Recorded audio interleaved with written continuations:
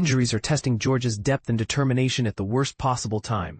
Just as the postseason looms, the Bulldogs managed to grind out a 16-9 victory over Georgia Tech, but their roster took more hits than the scoreboard revealed. And this is where things get complicated for Kirby Smart's team. Atlanta. Georgia center Drew Bobo sat out the Charlotte matchup with a hand injury, yet his absence became even more concerning during the second half against Georgia Tech.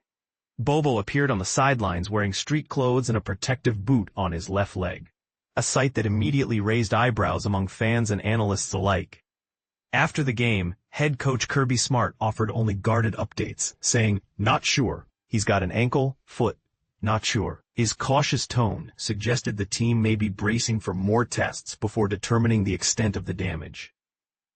Bobo had anchored Georgia's offensive line through the first 10 games of the season, including Friday's rivalry face-off.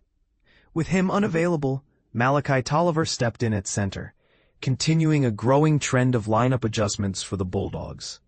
Tolliver, who had already started against Charlotte, once again found himself in the spotlight. A tall order, given the stakes and Bobo's leadership on the field.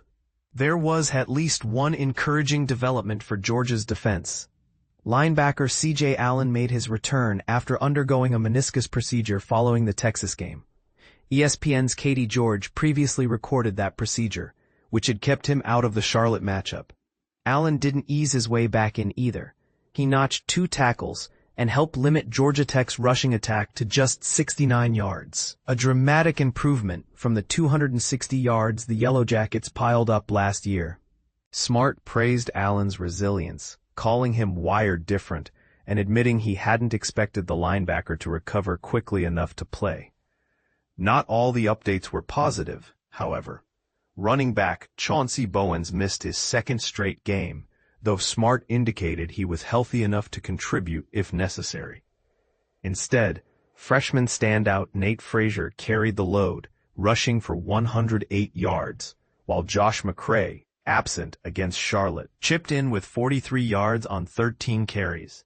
Between them, they helped steady a backfield stretched thin by injury concerns. Meanwhile, several other key players remained sidelined. Defensive back Kyron Jones is still recovering from a foot issue.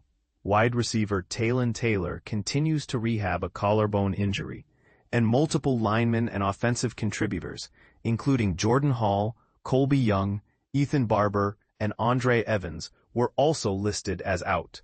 With the regular season wrapped, Georgia finally has a brief window to regroup, rest, and hopefully heal. But the team's destiny may not be entirely in its own hands. For the Bulldogs to secure a spot in the SEC championship, they'll need some help. Either Texas must defeat Texas A&M, or Auburn needs to pull off a rivalry upset over Alabama. The SEC title game is set for December 6th at 4 p.m. Eastern Time, with the college football playoffs opening round following on December 19th or 20th. So here's the real question. Should Georgia risk bringing back its banged-up starters if a playoff berth is still uncertain, or play it safe and prioritize long-term health? Fans and analysts will surely have strong opinions. What's your take? Go all in now, or hold back until the postseason picture clears?